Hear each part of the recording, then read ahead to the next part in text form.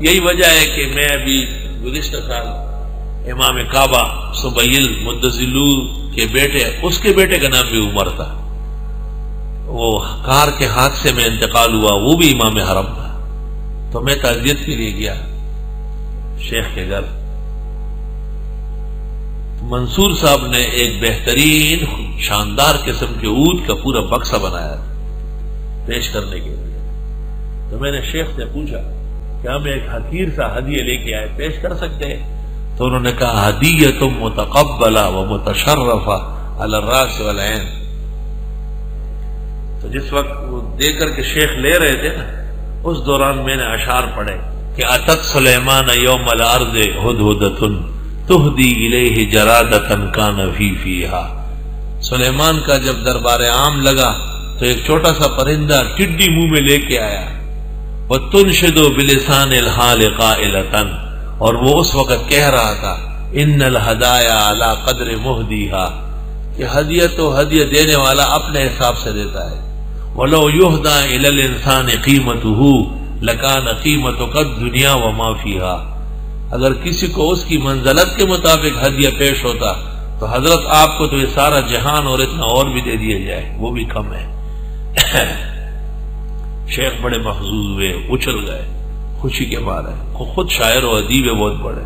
اس کے بعد جتنے علماء ملے تھے ساجد و فقیر کا والہانہ ذکر کیا ہے کہ ان کو سلام کہے، ان کی مجلس سے بہت فائدہ ہوا ہے الحمدللہ۔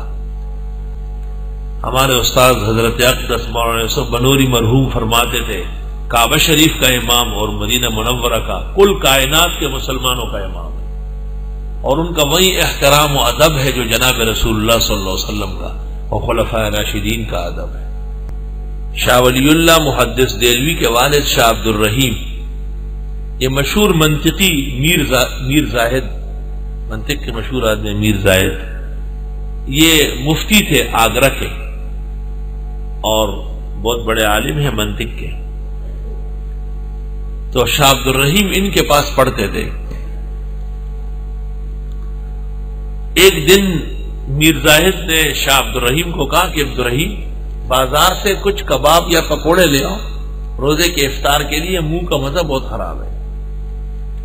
تو یہ گئے، 1 روپیہ کبابی کو دیا، اس نے کہا کس کے لیے لے جا رہے ہو؟ کہنے لگے کہ اپنے استاد میر زاہد کے لیے۔ کہ یار ان کو کہے ہمارا خیال رکھے، ہمارا ایک مقدمہ عدالت میں ہے، اور وہ مفتی اور قاضی آگرہ کے۔ کباب 2-4 کی جگہ 8-10 دے۔ میر زاہد کباب توڑ کے افطار کیا، آدھا کھایا یا 1 کھایا۔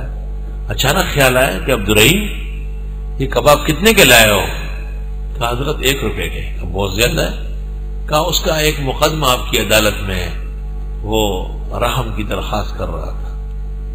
تو میر زاہد نہایت خفا ہو گیا اور فرمایا یا ظالم قد افسدت علی صومنا سائر اليوم، وہ کم بخت کہیں گا، سارے دن کا روزہ آپ نے میرا برباد کرا دی، تو رشوت ہے۔ استغفر اللہ استغفر اللہ۔ رشوت الراشی والمرتشی کلاہما فی النار۔ بعض طرق میں الراشی والمرتشی والرائش، درمیان میں پروگرام بنانے والا، تینوں جہنم جائیں گے۔ فرق صرف اتنا ہے کہ ایک شخص کی عزت خطرے میں ہے، وہ اگر افسر کو کچھ نہ دے، مجسٹریٹ کو، جج کو، اس کمپنی اور میدان کے بڑے کو، تو اس کو نقصان پہنچ سکتا ہے، اپنے حق کے وصول کے لیے بھی پریشان ہے۔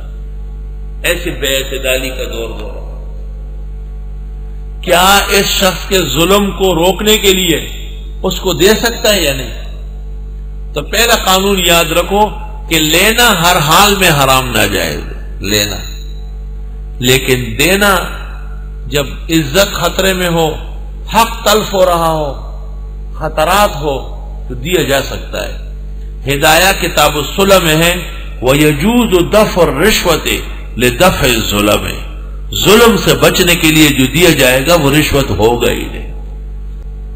حضرت عمر ابن عبدالعزیز رحمت اللہ علیہ نے کہا ہے کہ جب جو چیزیں پہلے ہدایہ تھی اب وہ رشوت ہے، لوگ ہمارے قریب اس لیے آتے ہیں کہ کوئی مفاد ان کا وابستہ ہوتا ہے. افسوس افسوس. کتاب و ادب القاضی میں لکھا ہوا ہے کہ قاضی وقت قضا میں کسی سے تحفہ ملا الا وہ لوگ جو پہلے دیتے تھے، دوست و قریب ہے. اللہ، ایک افغانی معزز انسان ایک قیمتی قالین بہت بیش بہا بنوا کے لایا، اور عبدالعزیز صالح بن عبدالعزیز امام اعظم مدینہ منورہ کے قاضی القضات بھی تھے، ان کی خدمت میں لے جا رہے تھے تو حضرت مولانا شیر علی شاہ صاحب سے کہا کہ آپ ساتھ چلیں. تو مولانا شیر علی شاہ اور امام سے گڑھ کا عمر دونوں ہم سبق تھے. انہوں نے عمر کو کہا کہ ہم حضرت سے ملنے چلے، شام کو آئے. تو جب الیک سلیک تواضع ہو گیا اور انہوں نے دریافت کیا کیسے آنا ہوا، تو افغانی نے کہا کہ میں نے ایک قالین بنوایا ہے بہت خوبصورت اور بہت قیمتی، میں چاہتا ہوں آپ رسول اللہ صلی اللہ علیہ وسلم کے مصلی پہ کھڑے ہوتے کہ آپ خدمت میں پیش کرو. یہ سن کر قاضی القضات مدینہ منورہ کے تغیر لونہ واحمر وجهہ تک سرخ ہو سے مولانا شیر علی شاہ ایسے ہو کرتے، آپ لے کے آئے اس کو. پھر کہا کہ ہمارے دوستوں کے ساتھ آئے، کچھ کہتا نہیں ہوں آپ، لیکن میرے لیے کہاں جائز ہے، میں تو قاضی القضات ہوں. حنابلہ کے ہاں مطلقاً ناجائز ہے، اور احناف نے اس میں تفصیل اور قواعد ذکر کیے.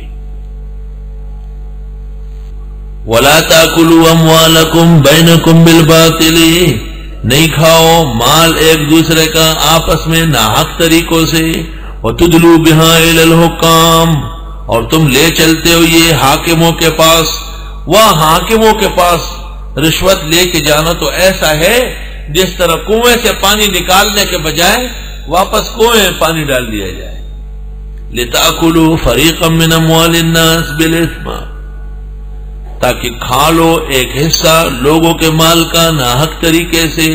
وَأَنْتُمْ تَعْلَمُونَ، اور تم جانتے ہو. یہی وجہ ہے کہ میں ابھی گزشتہ سال امام کعبہ سبیل مدثلو کے بیٹے، اس کے بیٹے کا نام بھی عمر تھا، وہ کار کے حادثے میں انتقال ہوا، وہ بھی امام حرم تھا. تو میں تعزیت کے لیے گیا شیخ کے گھر. منصور صاحب نے ایک بہترین شاندار قسم کے اونٹ کا پورا بکسا بنایا پیش کرنے کے لیے. تو میں نے شیخ سے پوچھا